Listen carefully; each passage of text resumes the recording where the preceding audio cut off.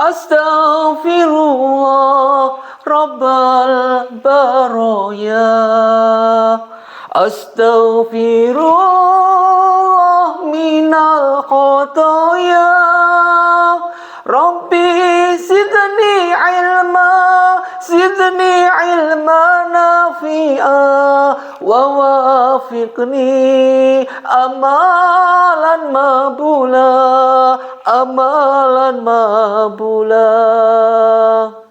Assalamualaikum warahmatullahi wabarakatuh. Alhamdulillahi rabbil alamin, wassalatu wassalamu ala rasulillahi ajma'in. Asyhadu an la ilaha illallah wa asyhadu anna Muhammadar Rasulullah. Allahumma shalli wa sallim ala sayyidina Muhammad wa ala ali sayyidina Muhammad.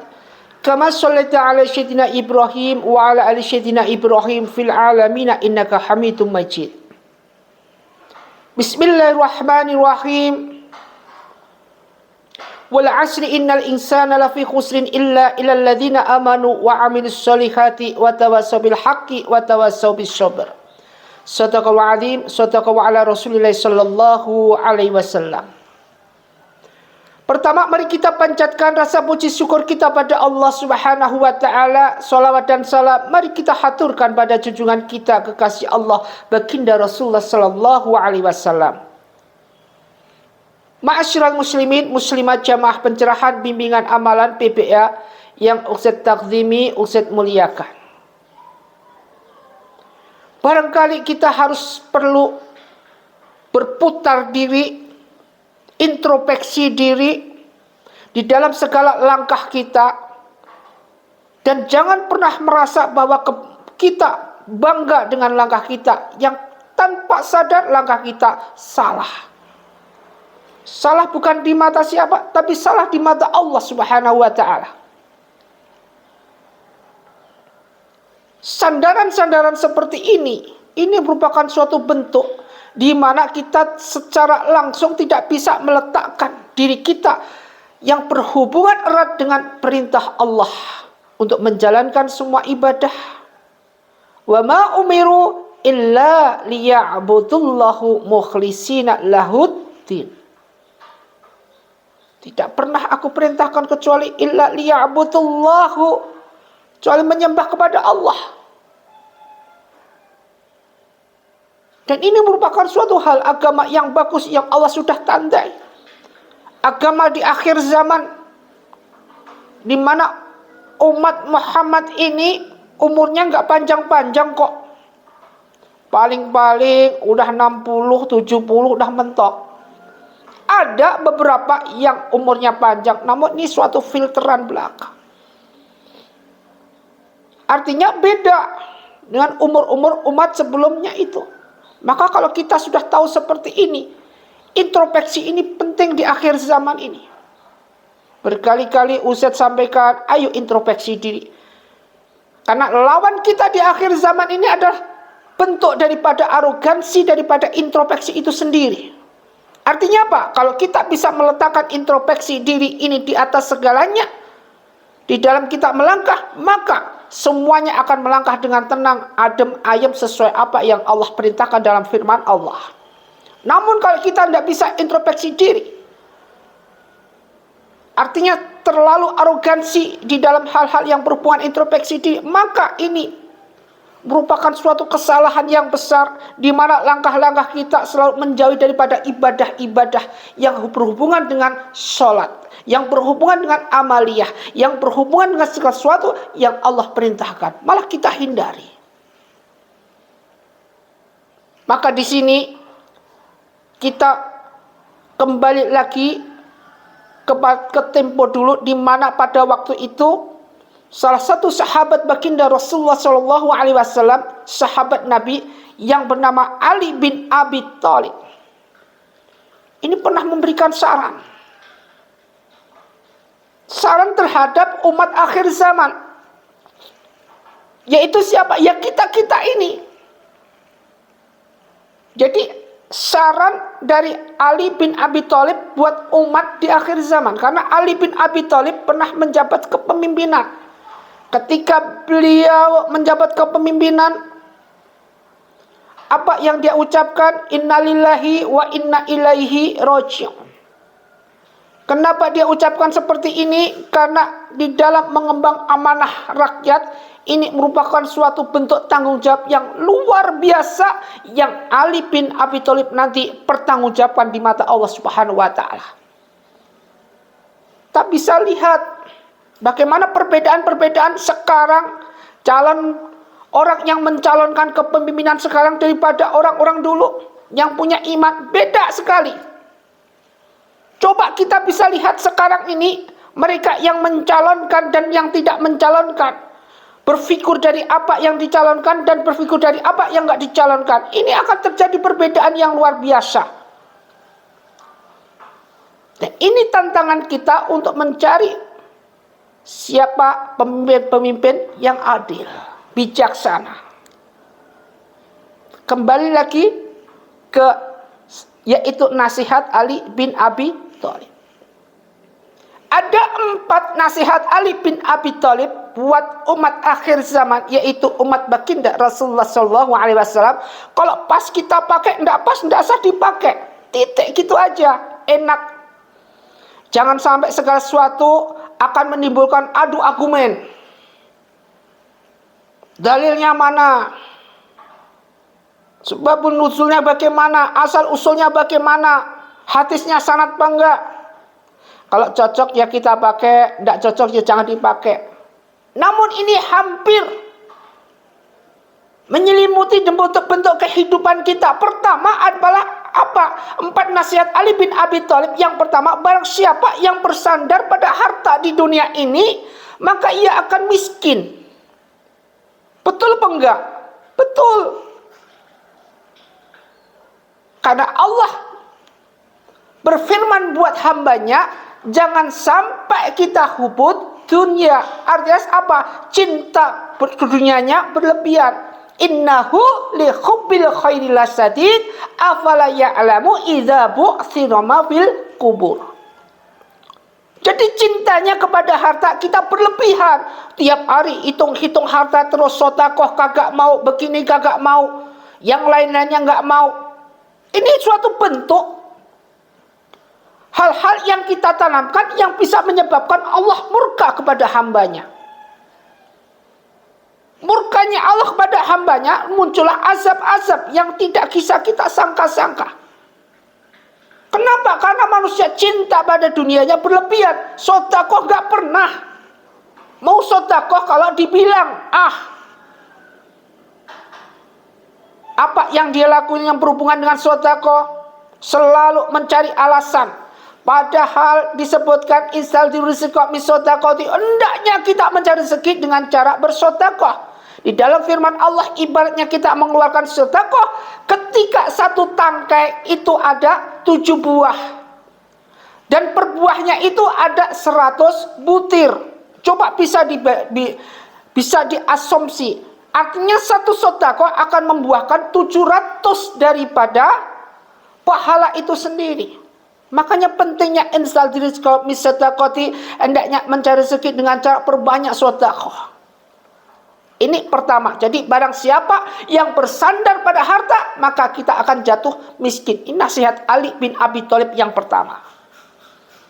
Yang kedua, barang siapa yang bersandar pada harga diri, maka ia akan hina. Jadi seakan-akan wastakbaru anha, membanggakan diri. Dikit-dikit jagalah gengsi dong kita, beginilah kita. Mau sedekah harus diumumkan dulu gengsi. Kalau mereka seorang miliarder, kalau nggak ditulis sedekahnya berapa gini-gini, dan banyak sekali tetek mengek syarat-syaratnya. Ini salah satu contoh yang sering terjadi. Jadi orang yang bersandar pada harga diri, maka dia akan hina. Salah satu contoh apa? Ketika orang ini, orang punya, orang miliarder kasarannya ingin membagikan sedekah. Kemudian membagikan sedekah dengan cara mengundang, memberikan pengumuman, pada hari ini jam segini semua datang ke rumah saya. akan mendapatkan sedekah berupa sembako misalkan. Ini sering terjadi. Akhirnya pada hari itu mereka berjubel-jubel, ngantri dan bahkan ratusan. Bahkan kadang bisa dibilang sudah tidak mumpuni. Saking belodaknya, begitu pintu dibuka, mereka berjalan, ada yang sesak, ada yang mati. Tujuannya kita sedekah, tapi kita mikir seperti ini. Tapi kita akan hina di mata Allah Subhanahu wa ta'ala. Kenapa? Sampai menimbulkan kematian. Kenapa? Karena menjaga harga diri kita lah, gengsi mereka biar mereka datang ke rumah saya. Biar tahu siapa saya. Demi harga diri, tapi hina di mata Allah. Makanya mereka yang punya alangkah baiknya ketika sedekah, mendingan datangin aja pintu ke pintu, door to door. Kasih mereka. Jadi tidak perlu berjubal-jubal. Ini akan mulia di hadapan Allah. Benar-benar sedekah kita diterima oleh Allah Subhanahu wa ta'ala. Dan tidak hanya orang aja yang tahu, tapi malaikat pun mendoakan. Jadi ini sering terjadi, ketika menjelang Idul Fitri, bahkan di luar itu, yang membagikan zakat mal kemudian mengundang banyak orang sampai berjubel-jubel, sehingga sampai menimbulkan ada yang pingsan, ada yang meninggal, dan tidak mengek. Masya Allah. Hanya demi harga diri. Jadi yang pertama, kalau kita bersandar pada harta, kita akan miskin. Kalau kita bersandar pada harga diri, kita akan hina. Yang ketiga, nasihat Ali bin Abi Thalib, yaitu barang siapa yang bersandar pada akal kita, maka ia akan tersesat. Pikiran kita andalkan. Kita tidak mikir, akal kita ini sering dibisikin dengan teori-teori yang berhubungan dengan si musuh Allah. Siapa? Iblis. Boleh kita pakai akal, memang seharusnya kita pakai akal, namun bukan bersandar dari akal. Akal tetap bersandar dengan firman-firman Allah Subhanahu wa ta'ala. Silahkan kita pakai akal. Memang keharusan manusia itu punya akal, namun akal yang sempurna adalah akal yang bersandar pada firman-firman Allah dan perintah Allah. Jangan bersandar dengan segala sesuatu yang berbau akal. Maka kalau kita bersandar dengan akal, kita akan tersesat. Kehidupan kita tersesat. Bukan tersesat di dunia, namun tersesat juga di akhirat. Suatu contoh, misalkan si orang ini bisa berusaha bisnis segala sukses. Ini artinya tapi orang ini lupa dengan sholat, tidak pernah menjalankan sholat. Alias orang ini benar-benar sibuk, super sibuk. Inilah orang yang bersandar pada akalnya, daya pikirnya, usaha sukses, namun dia tersesat. Kenapa tersesat? Karena harta yang dimilikinya semakin banyak, semakin menyesatkan dia, semakin jauh dari Allah Subhanahu wa ta'ala. Khatamallahu ala qulubihim wa ala sam'ihim wa ala absarihim ghishawah. Ditutuplah pintu hatinya oleh Allah Subhanahu wa ta'ala jika Allah kehendaki. Banyak contoh ini yang sering kita tuju. Siapa yang sering menjadikan suatu kesimpulan atau contoh yang bagus? Yaitu Qarun. Ma'asyiral muslimin muslimat rahimatullah itu. Jadi yang pertama, bersandar pada harta kita akan jatuh miskin. Yang kedua, bersandar pada harga diri kita akan hina. Yang ketiga, barang siapa bersandar pada akal, maka dia akan tersesat. Yang keempat, terakhir, nasihat dari Ali bin Abi Thalib. Dan barang siapa yang bersandar hanya pada Allah Subhanahu wa ta'ala, qul wallahu ahad, Allahu samad, lam yalid walam yulad walam yakul lahu kufuwan ahad. Qul ati Allahu wa rasulah. Siapa yang bersandar pada Allah Subhanahu wa ta'ala, ketahuilah ia tak akan pernah miskin dan tak akan pernah hina. Miskin enggak, hina enggak, sejahtera dunia, sejahtera di akhirat. Bermanfaat di dunia, bermanfaat di akhirat. Dijauhkan siksa dunia, fitnah dunia, juga siksa akhirat, juga fitnah akhirat. Ma'asyiral muslimin muslimat rahimatullah, dimuliakan Allah Subhanahu wa taala. Maka mari kita introspeksi diri kita. Kalau kita merasa banyak dosa, cepat-cepatlah kita berbuat taubat dan nasuha di hadapan Allah Subhanahu wa taala. Berbanyak istighfar, dengan istighfar, terus istighfar di waktu malam, sepertiga malam, ini merupakan suatu bentuk niat yang bagus, niat sebenarnya suatu hal yang berhubungan dengan niat-niat yang tulus dan ikhlas. Di dalam zikir kita, di dalam suatu hal yang berhubungan dengan munajat kita, makrifat kita pada Allah Subhanahu wa taala. Wa syari'u ila maghfiratin min rabbikum wa jannatin 'arduhas samawati wal arda u'iddat lil muttaqin. Alladzina yunfiqu fis syara'i wad dhara'i wal kadhiminal ghaidha wa 'afinin 'anil nas wallahu yuhibbul muhsinin. Mudah-mudahan kita jadikan hamba Allah yang senantiasa istiqomah di dalam majelis dan senantiasa taqwallah, mati dalam keadaan husnul khatimah. Semoga bermanfaat. Wassalamualaikum warahmatullahi wabarakatuh.